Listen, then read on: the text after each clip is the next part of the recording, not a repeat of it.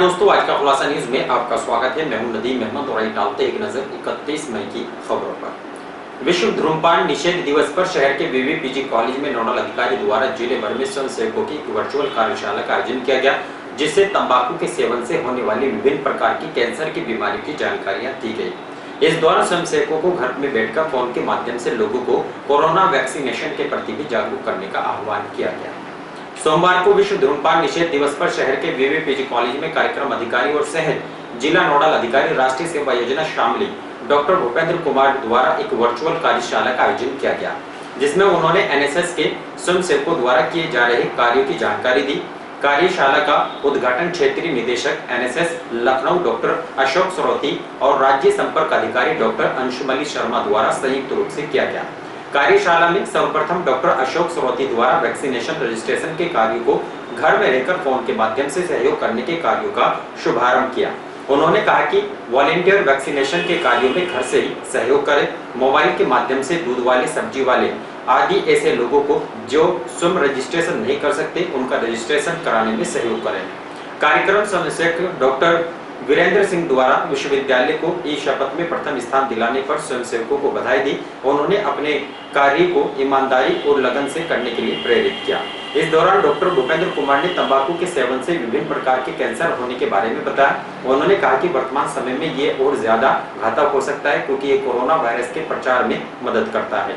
जब व्यक्ति तंबाकू का उत्पादन चबाता है तो उसे थूकने की ज्यादा जरूरत पड़ती है, जिससे साथ वायरस का प्रसार सरलता के साथ एक दूसरे में फैल जाता है। इस अवसर पर डॉक्टर अजय बाबू शर्मा, मनीष, प्रिया, माइकल, नासिर, शालू, आसमा, शोएब, आकाश, दीपा, हेमा ठाकुर, माफिया सैफी, डॉक्टर चौहान आदि मौजूद रहे।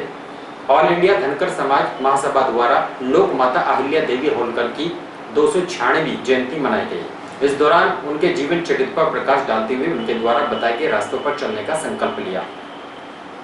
सोमवार को ऑल इंडिया धनकर समाज महासभा के पदाधिकारी द्वारा मंडल अध्यक्ष शेखरपाल धनकर के आवास पर लोक माता अहिल्या देवी होलकर की 296वीं जयंती बड़े ही उत्साह पूर्वक मनाई गई। इस दौरान उनके चित्र के सम्मुख दीप प्रज्वलित कर उनको याद किया गया। मौके पर शेखरपाल धनकर ने कहा कि आज का दिन समाज के लिए बड़ा खास दिन है। आज ही के दिन लोक माता का जन्म हुआ था। उन्होंने लोक कल्याण की भावना से साम्राज्य का संचालन लोकतांत्रिक मूल्यों के आधार पर किया। वे भारत की ऐसी प्रथम नारी शक्ति थी जिन्होंने प्रज्ञा का संतान की तरह पाला, हिंदुओं के हिंदुत्व की लड़ाई लड़ी, उनमें हिंदुत्व की अलख जगाई, मंदिरों और घाटों का जीर्णोद्धार कराया। इस मौके पर बसपा जिलाध्यक्ष राकेश पाल ने कहा कि लोक माता ने हमेशा लोकहित, देश हित, लोक कल्याण की भावना से कार्य किया है। जिले में कोरोना का संक्रमण कम होने और कोरोना संक्रमित मरीजों का आंकड़ा 600 से कम होने पर प्रदेश शासन के आदेश पर मंगलवार को केवल कंटेनमेंट जोन को छोड़कर सभी बाजारों को सवेरे 7 बजे से शाम 7 बजे तक खोले जाने की अनुमति प्रदान कर दी गई है। बाजारों में भीड़ भाड़ न हो, इसके लिए दुकानदारों तथा लोगों को उचित दिशा निर्देश भी जारी किए गए हैं। जबकि शनिवार रविवार को पूर्ण कोरोना कर्फ्यू घोषित रहेगा। इसके अलावा स्कूलों को कोई छूट नहीं दी गई। ऑनलाइन शिक्षा जारी रहेगी, जबकि रेलवे स्टेशन, बस स्टैंड पर सैनिटाइजेशन की व्यवस्था होगी। डीएम ने बाजारों में मास्क, सैनिटाइजर, 2 गज की दूरी का पालन करने पर महामारी अधिनियम में उसका पालन करने के निर्देश दिए। उन्होंने चेतावनी दी, यदि कोविड गाइडलाइन का पालन नहीं किया गया तो महामारी अधिनियम के तहत कड़ी कार्रवाई भी की जाएगी। देश भर में बढ़ते कोरोना के आंकड़ों को देखते हुए मुख्यमंत्री ने लॉकडाउन घोषित कर दिया है। अब जैसे कि जिले में कोरोना संक्रमित मरीजों का आंकड़ा लगातार तेजी के साथ घट रहा है, ऐसे में प्रदेश शासन के आदेश पर डीएम जसजीत कौर ने कोरोना संक्रमित मरीजों का आंकड़ा 600 से कम होने पर मंगलवार को केवल कंटेनमेंट जोन को छोड़कर सभी बाजारों को सवेरे 7 बजे से शाम 5-7 बजे तक खोले जाने की अनुमति प्रदान कर दी है। डीएम ने बताया कि जिले में विभिन्न शर्तों के आधार पर कोरोना कर्फ्यू खोला गया है, लेकिन शनिवार और रविवार को पूर्ण साप्ताहिक बंदी लागू रहेगी। जनपद में दुकान बाजार सवेरे 7 बजे से शाम 7 बजे तक, कोविड कंटेनमेंट जोन को छोड़कर सभी बाजार खुलेंगे। साप्ताहिक बंदी में शहरी और ग्रामीण क्षेत्रों में स्वच्छता, सैनिटाइजेशन एवं फॉगिंग का अभियान चलाया जाएगा। दुकानों पर दुकानदार व स्टाफ मास्क की अनिवार्यता रहेगी। 2 गज की दूरी और सैनिटाइजेशन की व्यवस्था सुनिश्चित कराई जाएगी। उल्लंघन होने पर महामारी अधिनियम के तहत कड़ी कार्रवाई भी की जाएगी। जनपद में सक्रिय कोरोना केस 600 से अधिक हो जाते हैं तो जनपद में कोरोना कर्फ्यू में छूट समाप्त कर दी जाएगी एवं अनुमान्य समस्त गतिविधियों पर दोबारा रोक लागू कर दी जाएगी। सरकारी कार्यालय में 50% उपस्थिति के साथ खुलेंगे। निजी कंपनियों के कार्यालय भी कोविड गाइडलाइन का पालन करते हुए खोले जाएंगे। औद्योगिक संस्थान खुले रहेंगे। सब्जी मंडियां पूर्व की भांति खुली रहेंगी।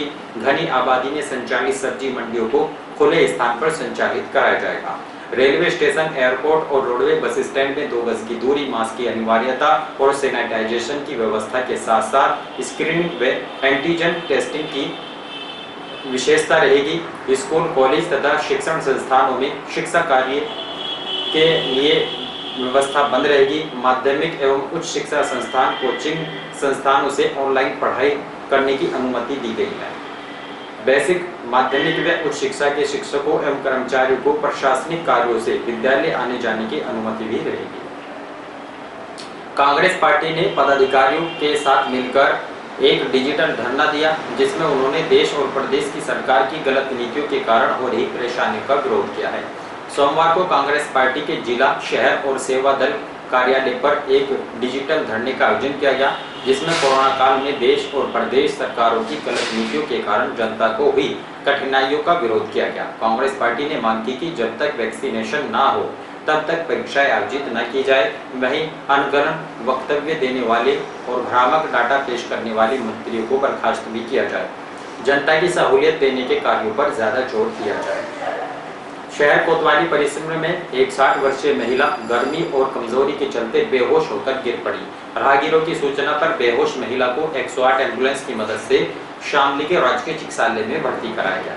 शहर के मोहल्ला दयानंद नगर निवासी 60 वर्षीय ब्रिजबाला सोमवार दोपहर अपनी किसी समस्या को लेकर कोतवाली में जा रही थी। बताया जाता है कि जब वे कोतवाली परिसर से गुजर रही थी तभी अत्यधिक गर्मी और कमजोरी के कारण बेहोश होकर गिर पड़ी, जो काफी देर तक इसी अवस्था में जमीन पर पड़ी रही। इस दौरान दर्जनों पुलिसकर्मी और राहगीर बेहोश महिला के पास से गुजर गए, लेकिन किसी ने भी बेहोश महिला की कोई सुध नहीं ली। तभी कोतवाली परिसर में कार पार्किंग कर रहे एक व्यक्ति वहां पर पहुंचा और मामले की सूचना महिला थाना और कोतवाली पुलिस को दी। बाद में राहगीरों की सूचना पर 108 एम्बुलेंस कर्मी मौके पर पहुंचे और महिला को उपचार के लिए शामली के राजकीय चिकित्सालय में भर्ती कराया गया। और इन्हीं खबरों के साथ समाचार बुलेटिन में ही समाप्त है। दीजिए नमस्कार।